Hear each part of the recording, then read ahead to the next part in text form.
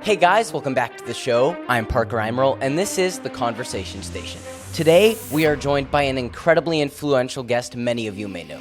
He is a seasoned leader with a 12-year career as a Special Operations Marine Corps veteran and CEO of Alexandria Industries. He is co-owner of Johnny Slicks, an organic grooming essentials brand, and the Agoge, a personal training and coaching program. In addition to his business ventures, Nick is a self-published author and has founded multiple organizations, including the Raider Project, which is aimed at assisting combat veterans transition smoothly and successfully into the private sector. Without further ado, let's give a warm welcome to the one and only Mr. Nick Koumalatsos. Welcome on, Nick. Parker, you said my name correctly. You know how many men can't do that? That's amazing. Do you know how many months I've been training to say that name correctly? That's awesome. It's been since it was like in December that I went back and watched the recording of when you came on the Apogee call. Yeah. And since then I have been learning to say that name because and I mean I get this guy popping up. I'm like, I've seen how many people keep saying his name wrong every podcast he goes on. I'm like, I'm gonna get this right. And it took me maybe a month to get it right, and now I'm just like, I gotta be able to say it without stuttering, and now we're here. Excellent. Are you still in the Apogee? Yeah, so I graduated the program back in May, but I'm still in the program as a battle squad leader, so I host calls every Sunday, helping people stay accountable to what they're doing. It's great. Awesome, man. Good for you. So, congratulations. Yeah, thanks, man. So why don't you just give the audience a bit of an overview? You know, who is Nick? Who is Nick Koumalatsos? Oh man, there's a lot going on there. Now it's really about, I spend the majority of my time investing in other people, investing in my employees, investing in the members of the Agoge. That really is, taking, like I just got off our mentorship call talking about showing appreciation. So after my time in special operations, it went heavily into really very quickly building businesses and failing at building businesses and then being successful at building businesses. And so that's where my passion lies now, is really just investing in other human beings. I read a book, actually, I got it right here because I was talking about it. So there's a book and it has a different cover now, but this is Where Will You Be in 5 Years? And it's really a picture book. It's a simple book. It looks like stuff like this. I don't know if you can say, but it's not much to read, right? Yeah. And I don't really subscribe to the whole where will you be in 5 years, because who the hell knows what's going to happen in 5 years? It's just about a journey, right? Yeah. I'm sure 5 years ago you weren't thinking you'd be on a podcast or even have your own podcast, let alone. Oh yeah, no. Me, right? I mean, 5 years ago I was a 10-year-old, man. Yeah, right. So. Oh no, I was a 6-year-old. Frick, I forget I turned 16. So anyways. So in 5 years, where will it be in 5 years? It's not really about that. It's more about answering the questions of, what am I on this planet to do? What motivates me? What's my purpose? And for somebody your age, that's going to change a lot, right? Over a period of time. But it's still important to know where you're at today, and then it can evolve and it can grow and change over a period of time. But for me, when I read that in 2018, it makes you ask about a bunch of questions about yourself. And I came up with the personal mission statement of educating, inspiring, motivating other human beings to live a more healthier and successful life. And back then, 5 years ago, I was like, well, I'm not really doing that. I'm not even sure why that even came up to be. But what it did was it gave me something that I understood. Okay, this is what moves me. This is what I'm passionate about. And it drove the direction of my life. 5 years later, I'm actually doing the mission that I wrote out. And it wasn't really, it almost wasn't intentional. It was just by the power of knowing who I am, what I want to do, the mark that I want to leave on this planet, inspired me to head to a direction. You know what I mean? It made it easier for me to head direction, which then, of course, because I was very clear and I had a very clear understanding of what I needed to do, it made me more successful. Because I think so many people are flying by the seat of their pants. I'm like, well, what's your purpose? What's your passion? What are you heading to? And then once you figure that out, if you're very intentional about what you do in your day, you create phase lines, you have objectives that you set dates, all of a sudden now money starts flowing, opportunity starts flowing, stress is reduced, anxiety is reduced. So anyways, that's that. Yeah. I mean, I've seen in terms of once you figure out where you want to go, I've seen that in my personal life that once I got a very, very general idea of just, I want to go vaguely in this direction, right? I want to gravitate in this area. It became so much easier to be intentional with what I was doing and who I was becoming because it went from I don't know what I'm doing today, I'm just going to go do this. And I mean, but now that I've kind of figured out, okay, I want to be in media. I'm super passionate about that, super passionate about people. And then my parents have a friend and who's a good mentor of mine who they've known for years. I'm like, I want to do what he's doing, and he does media for all these different companies, and his entire thing is just providing them with as much value as possible. But then once I started surrounding myself and being intentional with who am I being around in order to get there, things have started really going, and especially because this podcast had kind of fizzled out a bit for a good 6 months, right? But then I started getting real freaking intentional with who I was spending my time around, and I was like, okay, I got to get this podcast back up and running because the value I get from talking to these high-level people, because I get value from talking to high-level people through Apogee, but when I get to have that one-on-one conversation with a high-level person and get that value, the results from doing that have just freaking skyrocketed. Parker, what happened? What was going on in your life when it kind of fizzled out? Just curious. So when it fizzled out, it was right around the start of summer that I recorded an episode. I didn't really enjoy the episode. It was not that fun. I was struggling to edit it, and then I just didn't put it out. And then I went to Wisconsin to visit my best friend, who I met through the Apogee Strong program. But then once I got back at that point, I got a girlfriend, and then things and so that took up some time. But then right around what was it, October? No, it was late November.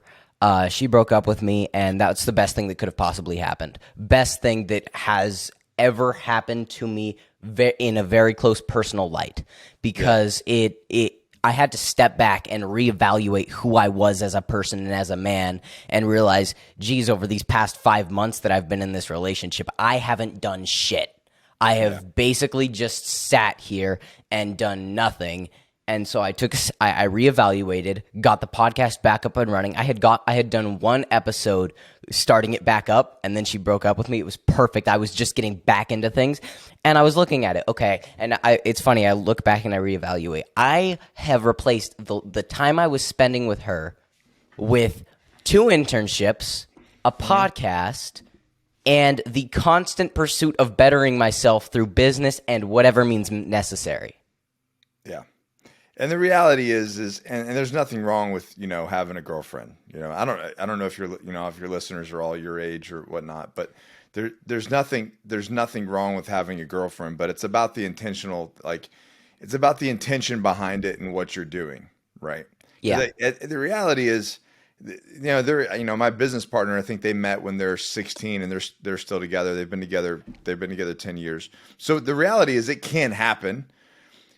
Statistically, it's not on your side. So the person that you're with at 15, 16 years old is not who you're going to grow old with on a statistic level. So then if that's the case, then why focus on that and not focus on, and you kind of hit it, why are you not focusing on being the very best version that you can be at the stage in your life?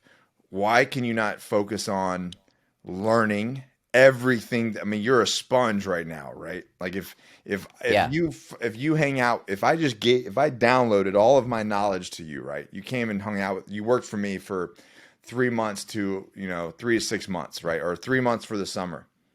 You imagine the information that I've learned at 41 to be successful at my age, and if I started with this information at 15, Yeah. I mean, just the monetary growth alone on some of these programs that I work with people to help them start, you'd be a millionaire within 10 years. I Yeah. mean, the reality is you'd be a millionaire by the time you're 26, you know? It's just it's mind blowing to see the amount of wasted time that youth spend on nothing, really, nothing. Yeah.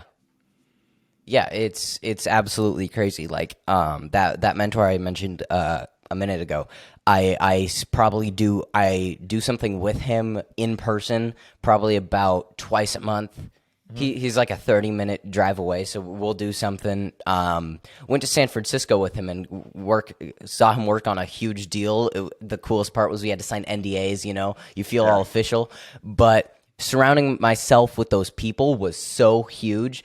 And whenever I have a business idea or something, it's just one message and a call later that week with him to talk it out and just go over business things. And the value I've gotten from that is so much. The value I've gotten in 5 months now. Wait, how long has it been? No, it's been maybe 4 months, right? Okay. 4 months of that versus like 6 months of a relationship. Doing nothing. The 4 months has been so much more valuable. And hey, I'm not perfect. There's definitely days where I either don't get enough sleep or something happens where I am and I know I'm not being as efficient as I should be. Yeah. But still, the amount of value that I have gotten from these last couple of months is so incredible that it really has shown to me the power of intentionality and the power around cutting out the people in your life that aren't serving you. I had friends. I moved up to where I live now maybe 2 years ago, late 2020. What area? Grass Valley, California. Okay. California, but it is what it is. But so I moved up here about 2 years ago, and I had some friends. No one that I really thought was that awesome. But as of late, cutting them out, the people I enjoy hanging out with most, the two people, they're 29 and 42. Those are the two people that's my mentor, and that's one of the staff at the local youth center. See, the only reason I go to the youth center is because A, I'm helping them on a podcast. B, I'm one of the main people on their leadership team. But C, it's to hang out with him because the kids there aren't that great. The people I'm there for, the person I'm there for is the 29-year-old. Well, yeah, because your peers are playing video games and wasting time doing nothing. And listen, at some level, you should allow yourself some grace to where you are enjoying your life. You're not working so because the time where you're going to have to work is coming. So right now, you get to do all these different things, right? And if you can maintain that mindset of, hey, I get to do this, I get to have these conversations, I get to produce content, I get to help these young men. Then you mentally you're going to go a lot longer instead of getting bogged down. But it's kind of like I was listening to what you're saying. It's kind of like the thought process of the 80-20 rule, right? If at your level, right, at people at your age group, I mean, really adults as well. Think about it as just dieting or eating healthy. If I can get people to make good choices 80% of the time. It's a huge improvement. And Absolutely. you're not being so regimented or so, what's the word? Cyborgish, robotish, that you're not living a life, right? You're just making good choices. But those good choices also come into play, like the media that you're consuming, right? The media you're consuming, the people that you're hanging out, the food that you're eating, the things that you're doing. If I can do 80% of the things, 80% of the time, everything that I do has a return of investment. Well, that's going to create this compounding interest in my life, kind of like talking about what you've experienced the last 4 months. What you've experienced in the last 4 months in this effort, right, is a situation where you're creating compounding interest for your life. And the thing is it sucks because I wish that there were more 16-year-olds that had the same thought process that you did, that you could hang out with, right? That Yeah. you could inspire each other. You could work on things together, you know. But the majority of your peers, because of the opposition, I don't know how much you've read about that, but the opposition, the powers that be, want to keep teenagers distracted. They want to make them victims. They want to keep them, you know, to where they're asking for handouts and participation trophies, and you don't have to work for anything. And you know, I'm sure you deal with it every day. You live in that world. Yeah, absolutely. And I'm lucky enough to be a part of the Apogee Strong program, which is funny because this is a story I like to tell. When my mom came to me and was like, "Hey, there's this program, you know, go here's their website, take a look and tell me if you want me to enroll you." I took a look at the site. First off, the site has gotten better since then, but then it barely represented what they were at all. But I said to my mom, "Sure." Little did I know how impactful that would be. But it is very interesting because I'm like, geez, I was almost one of those people that I wouldn't want to hang out with today. That was me before the program. But I'm lucky enough to be in that program where I get to talk to people from around the country and around the world who are at that level at my age. But the issue is they're around the country and around the world. My best friend lives in Wisconsin. And so that's the biggest issue. But it's like, but hey, I would rather have to fly to Wisconsin to hang out with some really cool people than have a lame person next door. Right. So is your mom's the one that found, how did she find the Apogee program? She had listened to the Essential 11 and Matt's podcast, and also out here is where some of Matt's schools were, and so she learned about like the Acton network and learned about some of his schools. We thought about It's funny, we discovered his schools like right as we moved up here, and his schools used to be like a 15-minute drive from us. Yeah. I've done a shadow day there. But those schools are rad. But she had discovered Matt through like probably Instagram. I don't even remember exactly how she found out about Matt, but then through the Essential 11 and these things, she found out about it. I was like class 3 of Apogee. I was really early on. I joined and there was a couple month gap between like 1 and 2 and 3. Yeah. And for some reason I think we accidentally skipped Charlie Squad, so I'm Delta Squad. And so I've really gotten to be there as this thing has grown, as this men's program has come out, as they're working on the women's program.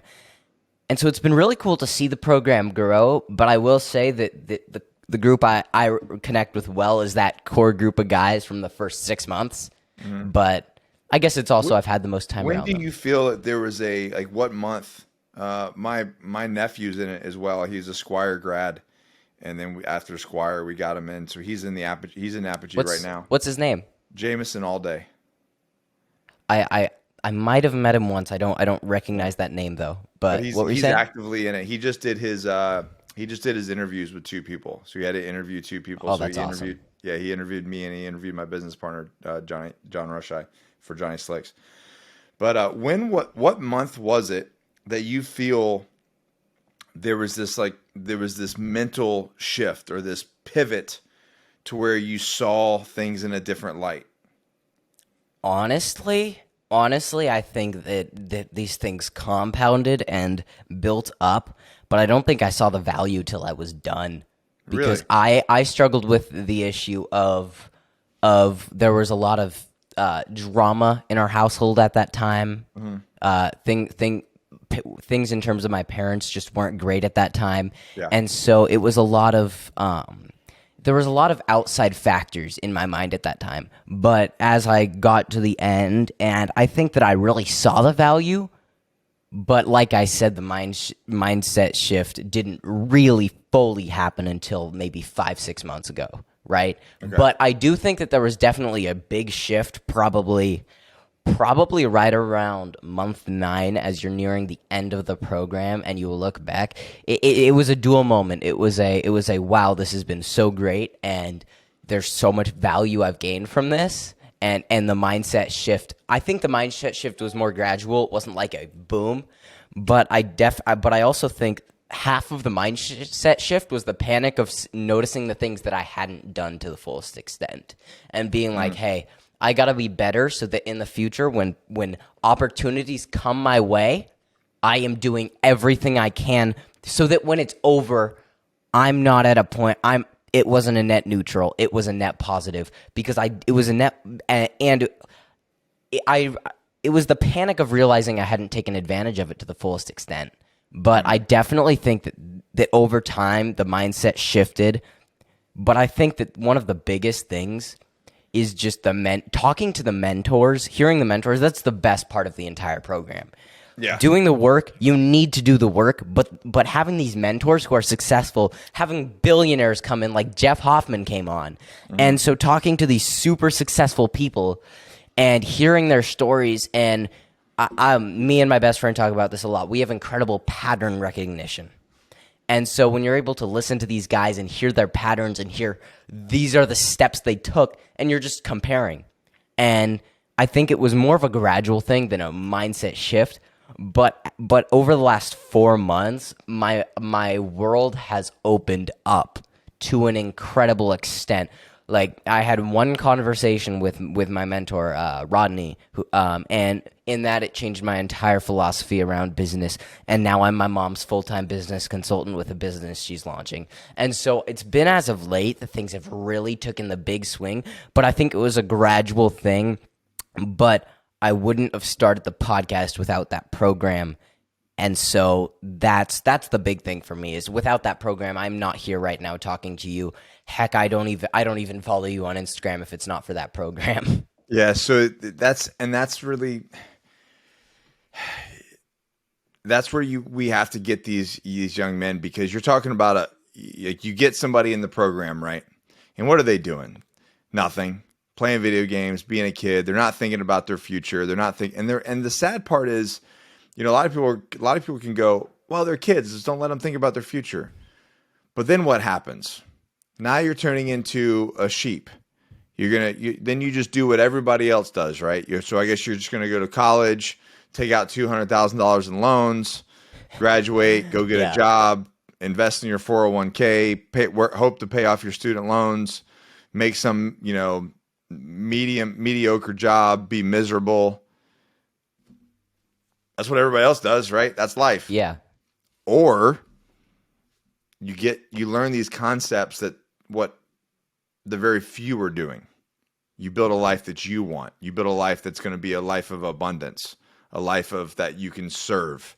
And if we can get, and that's what I picture. I picture people that are joining the Apogee Strong program, and they're just, kids that are maybe a little overweight, out of shape, don't train, play a bunch of video games, drink a bunch of sugar, eat crap, So they're probably almost, and maybe you were too, initially slightly reluctant to take that information in, right? Because it's so contradictory to what their normal life is currently at that time.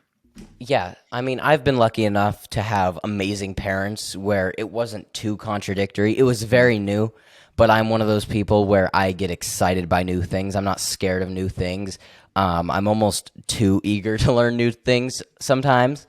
And I come in and I am excited about new things. That's why I want to do what my mentor does, because every day he's working with a new company that has a new vision. And the thing that I struggle with is when I'm doing the same thing every day and things are just the same. I hate it. And I'm lucky enough to be homeschooled now, and my homeschooling is just building a business and learning how to build businesses, which is amazing. Yeah. But the thing for me, I was lucky enough, but I do think a lot of these people that come in are struggling with that. And the one thing that I've had the hardest time with through the program is the physical side of things, because I wasn't raised to work out a bunch and do all of these things, and so it's been hard. But I am really excited because me and my dad are turning our storage room. We're cleaning it up this week, and then over the next couple weeks, we're turning it into a home gym, which is going to be awesome. That's awesome. Have you guys done the Squire program yet? I have not done the Squire program, no. Oh man, you gotta check that box off. Okay. Yeah, when do you turn 16, or did you already turn 16? I just turned 16 on the 5th. Yeah, you got to knock it out. There's one in July. There's one in Chino Hills in July 15th, and then there's one Houston April 29th, and then mine's going to be on the East Coast in North Carolina on November 4th. But obviously, July 15th makes more sense for you because it's in China. It's in Chino Hills in California. Oh, yeah. So yeah, if it's in California, I'll have to look into that and get that going. You and your dad need to check that box for sure. Yeah. But yeah, I really do think that it is going to be a struggle point for a lot of young men initially, because it's everything that you're talking about, right? The homeschool, building a business that you're at just turning 16 years old, doing a podcast at 16 is so contradictory to what everything else is out there, what the narrative is out there, what the opposition wants you to be focused on, right? But the thing is there's a little, you talked about like you get bored with X, Y, and Z, right? Because it's not changing daily. And that's the reason why you have to create those things. Some things can be that way. But say your business, your podcast, your physical fitness, your routine, those things need to be the same. Because like think about if you did this one thing for the next 10 years, that Parker, you were consistent on a podcast, and not just consistent in doing it, but consistently trying to improve it and grow it with intention for a decade. Yeah. Like this is where people need to short term, like really, like you want to talk about a short term goal, 5 years. Long term goal, over 10 years. Yeah. People don't think like that. Absolutely. I mean, it's crazy for me because I've seen just with a little consistency and a little bit of work. I mean, I had my most consistent week on YouTube, like posting shorts and stuff, which the short form content is very difficult as a one-man army, doing all of it myself, especially when I have other things going on. I'm like, oh my gosh, I need to be like 3 weeks ahead on this content. But I had a really consistent week, and I doubled my channel subscribers in 1 week. Mm-hmm. And I've been growing on Instagram, putting things out. It is very difficult to stay consistent, especially with something like this where where it requires immense amounts of work, especially if you want to, because I'm not a perfectionist in most things, but when it comes to content, I love content. I obsess over content. So it needs to be to a level where I feel it is sufficient. And so it takes a lot more work than just, cut a clip out. And so I think the hardest part for me is being consistent with that. But the growth when you are consistent is insane. I mean, I would have never thought when I started the podcast that I'd be talking to Nick Koumalatsos. I mean, I didn't know who you were then, but that's not the point. The point is that I didn't think that I would get to the point where I would be able to have the people I wanted on and be able to be so consistent and have the connections and have the credibility that when I send an Instagram message to Nick Koumalatsos, he says I'm down, and then we schedule something and it happens. Well, a lot of people don't have because they haven't opened their mouth and asked, right? Yeah. Or they're afraid of getting shot down. Well, what if they don't have time? What if they say no? Well, what if they say no? Who cares? Yeah. Like, what if they said yes? Yeah. So many people are afraid to ask that question. So many people are afraid to do the thing because of either rejection or failure. We can't be afraid of rejection or failure. If I told you, Parker, like this is the thing that I tell, and this is Parker, I tell this to grown ass men.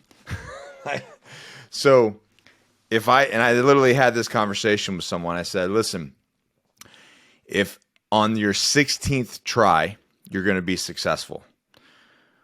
But 1 through 15 guaranteed failures. Whatever you do, 1 through 15, you're going to fail. Number 16, you're going to be successful. Now, you have a choice. You can either do 1 through 15 in a year, or you can do 1 through 15 in 15 years. Yeah. It's up to you.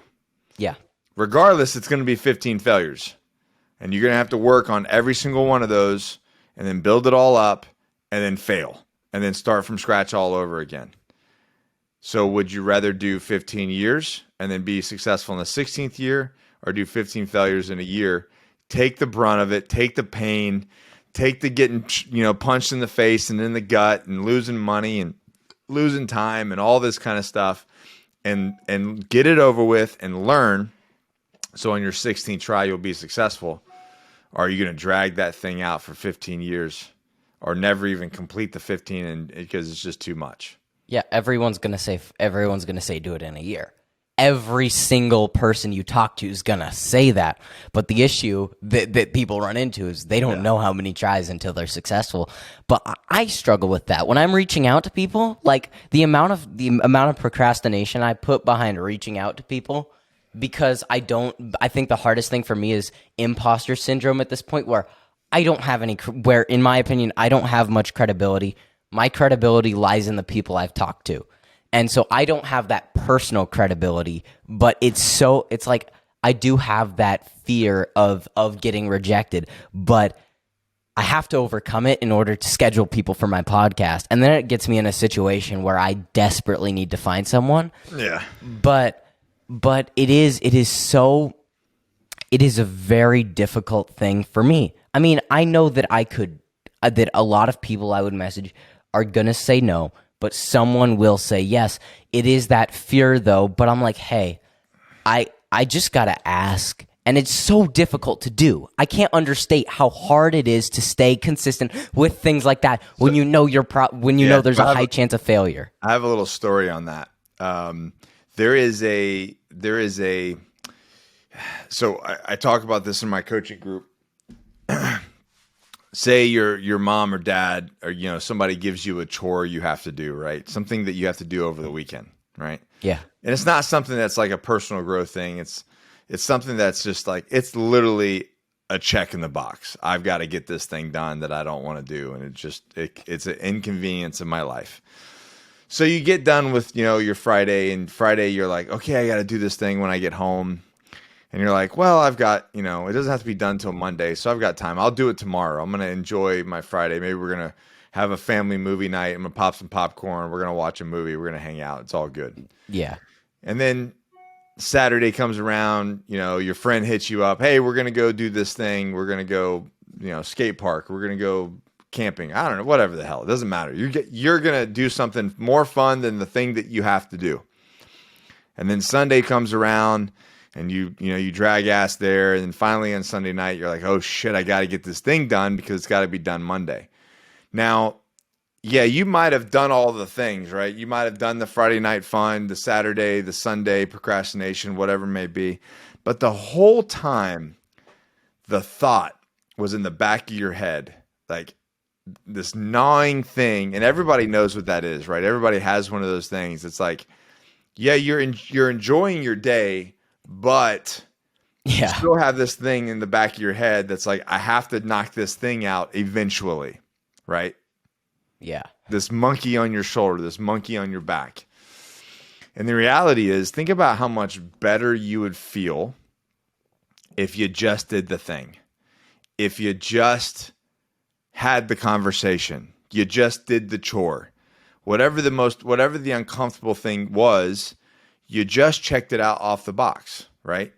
And then think about if you came home and said, hey, I'm going to knock this thing out. And maybe for you, it's like, I'm going to message 5 of these people to see if I can book them on a podcast, right? Well, now it's done.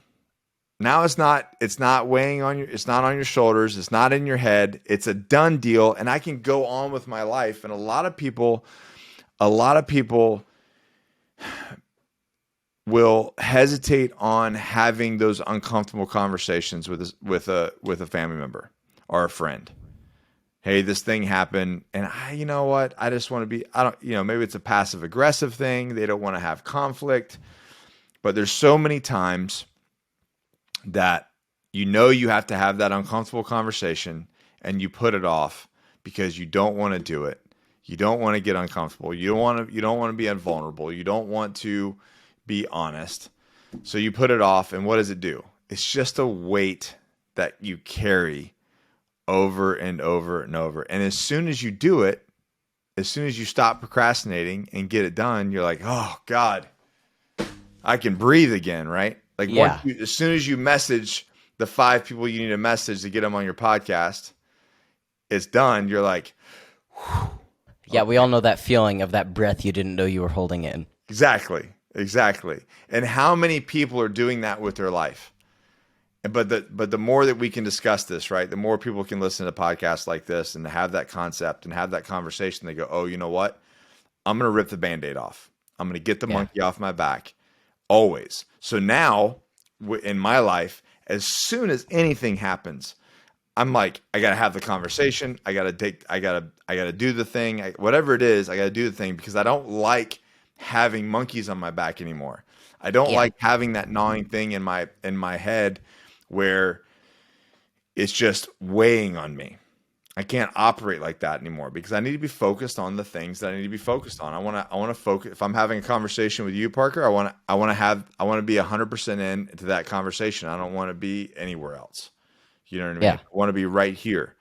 But I can't be here if I've got 47 monkeys on my back that that I don't want to deal with, right? That I want to ignore. So instead of ignoring them, I just get them off my back. And a lot of times it's very abrasive to people, because you're like, a lot of it comes, especially as you become, older, a lot of it has to do with relationships, whether it's professional, personal, it doesn't really matter. But a lot of that has to do with people. And the more people you have in your life, the more relationships you have to manage. Therefore, you have to have more conversations, especially if you have employees and business partners and spouse and kids. So my advice to everyone listening is do the thing, get the monkey off your back, so that you can just breathe. Like you can, like you said, you can let go of that breath that you were holding for way too long. Yeah. Currently I've been procrastinating scheduling podcast guests for like 3 weeks. I see, the issue is I keep finding excuses, and the hard thing is I got to stop with these excuses, because it's like, oh, but my little brother wants to do this with me. Oh, this, oh, that, and it's like, yesterday the issue was, oh, I was going to get up at 6:30 so I could get it done before I went to my internship. But my phone died during the night because my charger failed, and I woke up at 8:30 instead of 6:30. And it's like, and so it's the hard, and so that's one of the books you read first is Do Hard Things. But one of the hardest things to do is to do the hard things. Yeah. And so it's like, hey, I have a list of like 5 people that I'm like, I'm going to reach out to. Okay, there's this guy, and there's this guy. Heck, I might get none of them, but I'm going to reach out to them. But your mind, when it's uncomfortable, even for me, I'm a social guy, and there's not that many situations in which I get vastly uncomfortable. But reaching out to big names is one of the few things where I do get uncomfortable. And so doing that, it's so valuable, but it's so hard for me to get my mind to tell myself you have to do it. There's no excuse. What do you think it is? And I'm going to go back to what you said earlier about getting up and all the other things. But what do you think the procrastination comes from? Like, why do you think that happens for you? On this topic specifically, or in general? No. This topic specifically, like reaching out to people and things like that. It's simply because I don't feel qualified. I don't feel qualified to reach out to, these people that I've been watching and been fans of for years, who are big, who are way bigger on the internet than I may ever be. And so that's the hard part, because I think the easier people for me to reach out to are the people that have come on through Apogee, because I've had a conversation with them. Right. There's a personal connection. But then at the same time, I don't want my podcast to just piggyback off of Apogee. I want it to be something that's my own. Or like my parents have vast networks because they were in network marketing for like a decade. And so when I'm reaching out to people they know, again, there's more of a personal connection. But the hardest thing is these people I've never talked to who are much bigger. I mean, I don't think I've had anyone on the podcast who either hasn't come on Apogee or I've never talked to before having them on. I mean, some of the guys like Anthony Chucks, who I had on earlier this month. I mean, he came on through Apogee, but he's still a pretty big name, and you yourself. I mean, but I think the hardest thing for me is that I don't feel qualified at all to be talking and reaching out to these big names. All right, I'm gonna fix it for you. Ready? You're not. So what? Yeah. Here's the reality, man. You brought up imposter syndrome. You know who doesn't have imposter syndrome? No one? Imposters. Oh. Imposters don't have imposter syndrome because they believe their own bullshit so much, Parker. They believe in themselves so much that they just do the thing and they believe it. And they rock it. And then I've watched time and time again these guys that are just so full of crap ascend to this level because they believe in themselves. But the people that are worried, us, that have this idea that I need to achieve a certain level of success before I can do X, Y, and Z, or I want to be educated on this subject, or I want to have this, I want to be whatever before I put my foot in my mouth. We will sell ourselves short 100% of the time. So, okay, you just turned 16. You're 16. You don't have a ton of life experience, but you want to learn. So you're not qualified to talk to these people. Yeah, okay. Maybe you're not. You're not one of the biggest podcasts out there yet. So you're not. So what? No big deal. Tell them who you are. Be authentically who you are. Tell them, hey, listen, I'm 16 years old. I run a podcast. I look up to you. My people look up to you. I want to learn more about you. That's it. You know how many people will just, if they're good people, they're good men, they're going to be like, dude, I'm all into that.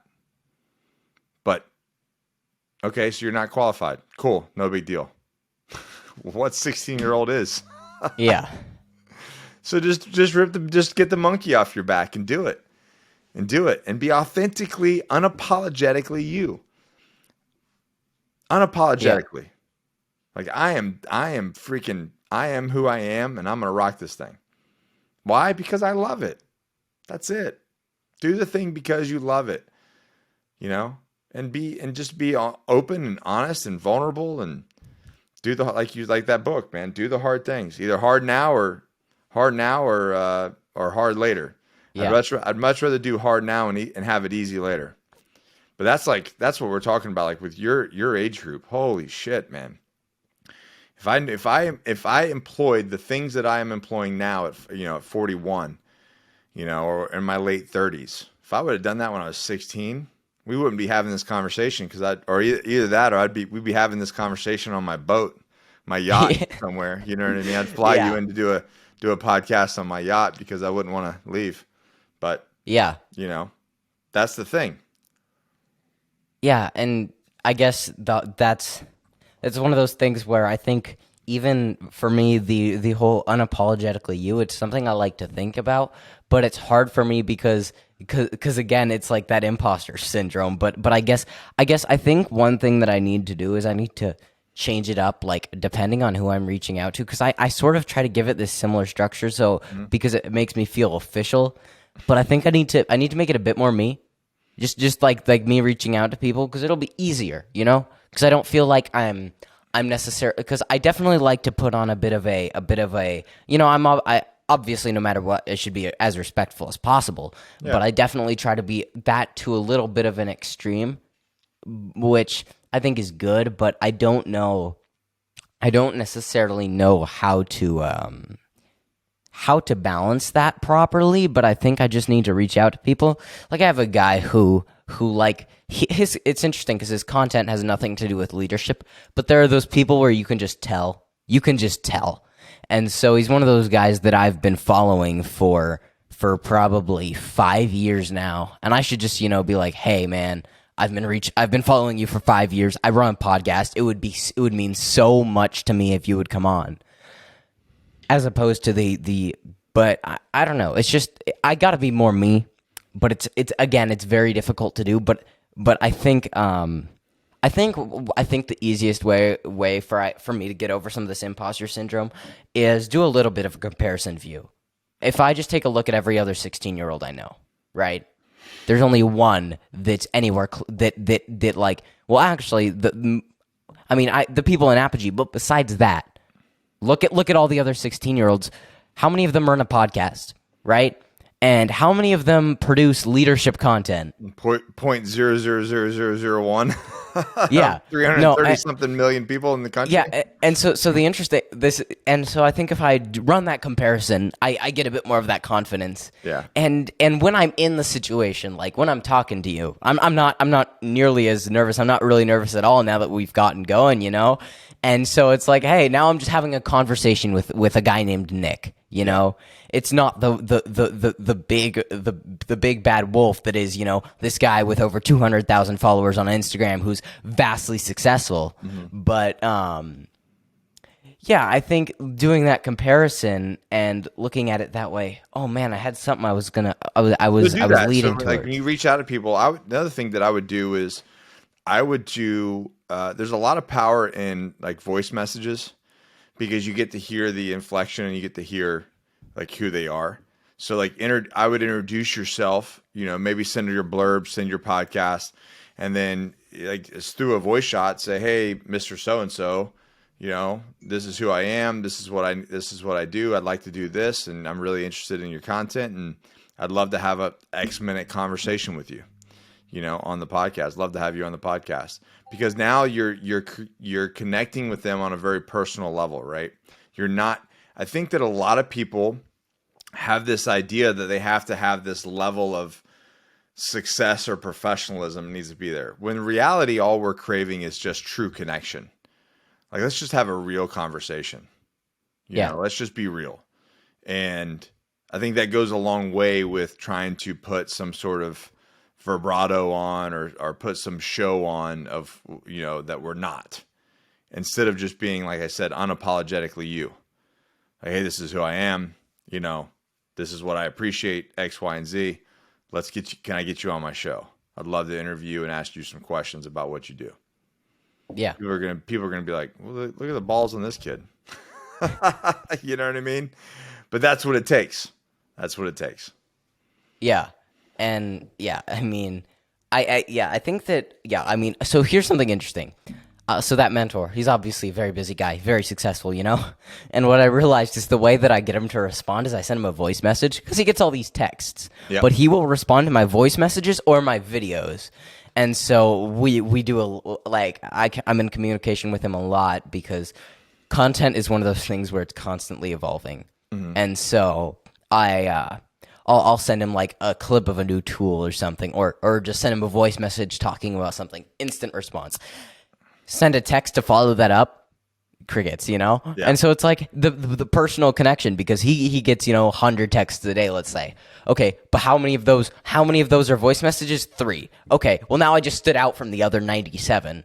That's my life, man. I get a lot of texts and a lot of them get missed because I don't have time to sit out there and type a response or anything like that. So what happens is when I get voice message, I listen to them, I respond, and then I don't have time to or I'm in the car, you know what I mean? I'm in the car, like I can't read and drive, or I can't type and drive. So what happens is if I get a voice message, you immediately go to the top and I listen to it and I can automatically respond and we move on with our day. So take that same concept to booking people on the show, man. I'll be interested to see in in a month, if you give it 1 month doing it that way, I'd be interested to see what the results are, what the difference in connection is versus I'm curious. The professional, like canned, like Yeah, request? what I'm gonna here's my plan. I'm gonna send a message, a bit more casual, sort of like, here's who I am, blah blah blah blah blah, and then immediately after that, here's a voice memo, basically saying the same thing, but it's me saying the thing. They're getting to know you. Yeah, exactly. And I remember what I was saying back when a minute ago when I was talking about comparing myself to other people my age. And one of the things that that I've been looking into, because I want to get into like growing on YouTube through a podcast. Podcasts don't do that well. Like in terms of just the full length podcast. I mean, clips do great through shorts and all that, but that's a different audience than people who watch the long form content. And so as I try to grow, I'm like, okay, I want to do some leadership content because that's what I'm passionate about. You know, helping these other people my age become better versions of themselves. But my thing is I'm like, wait, I'm at this point where I realize there's no other people my age making legit, well done leadership content. But at the same time, look at the rest of I look at the rest of the people my age, and I'm like, is there a market for it? And so I need to produce some stuff, and I have some ideas. Like one of my ideas that I'm super passionate about, and I'm like, I want to do this. Is I want to do a video that's spending a day with 10 successful entrepreneurs, because people have done something like spending a day with one person, but I'm like, wait, no, let's get a bunch of successful people on the podcast, and then after that, once I've built that relationship with the person, let's reach out to them, be like, I'm doing this thing, and I think you would be a perfect fit, and let's do what everyone else is doing to a 10 times scale. And so I'm like, that would be such a great video as a 16-year-old going, and the value I would get from that is like that alone. But having that motivation of saying, I'm doing this on my YouTube channel because I'm passionate about it, I think that would be huge, and I'm super excited about that. But my hard thing is figuring out if there's a market for leadership content as a 16-year-old, because 3% of my audience on my shorts, which is where I get most of my views, 3% is in my age range. Most of it is 19 years old and older. That's wild.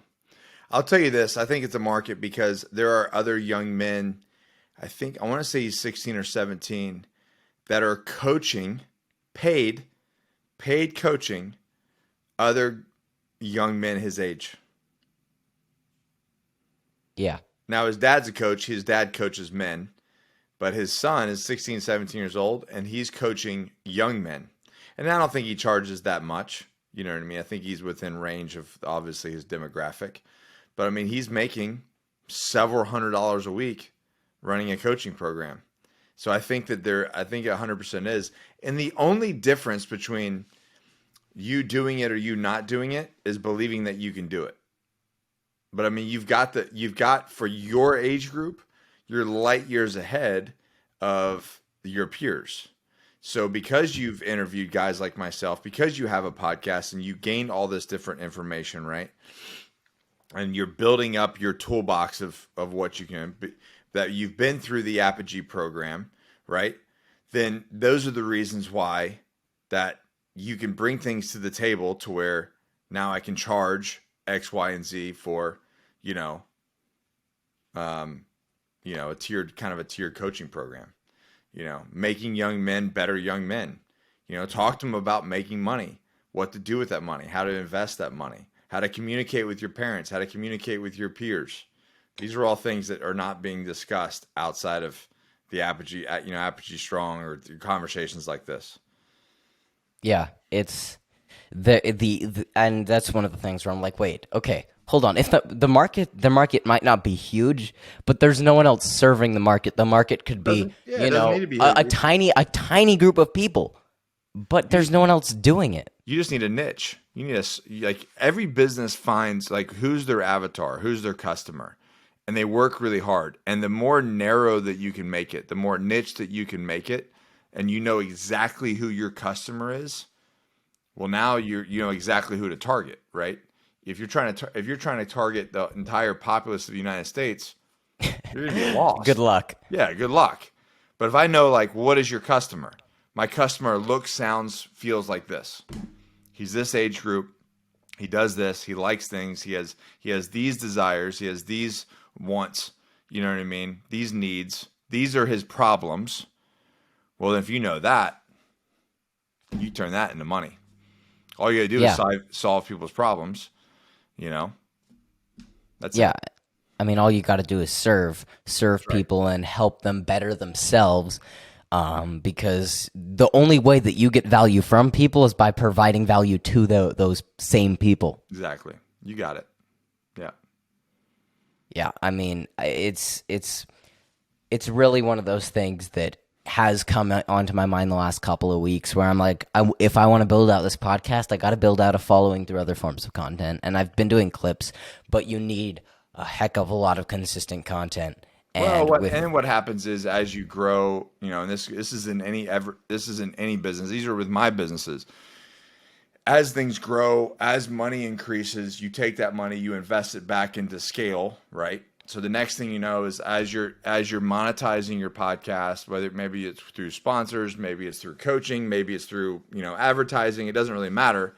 But as that scales, then you take that money and you invest it into things that make you more content, right? You buy more things, you outsource more things that, you know, if you're wrapped up with, you know, your businesses and your school and your, you know, maybe it's chores, your daily life, and then producing the podcast, well, then maybe you outsource the editing, maybe you outsource the clips, you know, the posting, that sort of thing.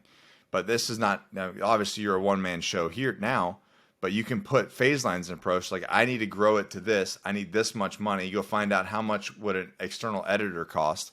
And the next thing you know, you're like, you're only worried about producing the podcast. And as you grow, you should only be learned about that. You should, you know, I'm sure you've talked about, you know, operating in your zone of genius and doing your 5% and things like that. But that's something that comes with time. But you have to be very intentional about it. You're like, this is my objective. I'm going to build a phase line, you know, plan to reach my objective. And once I reach my objective, then I can continue to scale.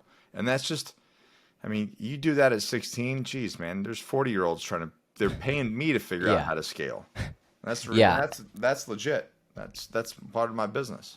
Yeah, and so right now, what I've talked about that with mentors and stuff, and like, because having someone doing my clips would be so huge, because that's the biggest time thing that sucks for me. If I could have someone that's throwing 7 clips out a week, the growth on that is huge. And so currently, the issue is the question I have to answer for myself is, what am I monetizing and how am I going about it? Yeah. Currently, just this next week, I'm going to launch a little general tech services thing in our neighborhood, because our neighborhood's full of old people who need to figure out how to like turn on their TV. And so if you're going to pay me $50 to set up your TV, I'll take it, you know? So I'm going to start some of these smaller things, because I have another business idea I'm working on that could be pretty great. And especially as a podcaster, I can see the need for it. Yeah. And so just getting up these other little things going so that I have the funds. Yeah. Well, good for you, man. And go and be, like I said, be intentional about it. Set targets, set objectives, and then execute. Everything happens in the execution. But Parker, hey man, it was great talking to you. I got to jump to my next call. Yeah, absolutely. Anything you need from me? No, I'm good. I'm good to go. This episode will release on this Friday. Okay. And just thanks, man. This was so great. I really, really enjoyed talking to you. Yeah, you too, man. I appreciate it. Yeah. Thank you guys at home for watching. I've been talking to Nick Koumalatsos, and this has been The Conversation Station.